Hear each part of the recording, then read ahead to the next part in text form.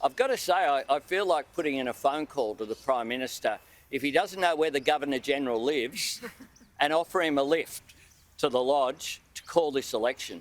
Because this absurdity of not having the election called so that he can continue to spend taxpayer funds on election ads in the name of the government, but they're really about promoting the Liberal and National parties, and so that he can continue to make these extraordinary appointments to the Administrative Appeals Tribunal, to the Productivity Commission, to the Arts Council.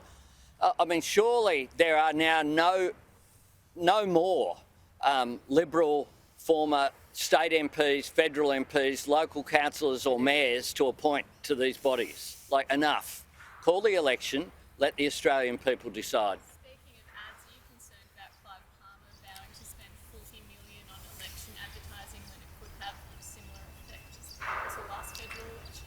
Well, I think that there is a need to look at processes of our elections and how they're conducted. The fact that an individual can spend $70 million on an election campaign is a distortion of our democracy. Under the current system, that's allowed. Various state governments have introduced measures to make sure that sort of abuse can't occur.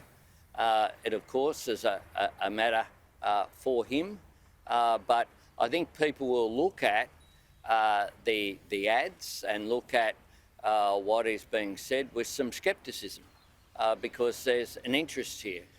People will recall that at the last election campaign, a similar amount was expended without electing anyone, a single person, to the Parliament, and Clive Palmer declared that a success. If that's a success, I'm not sure what failure looks like.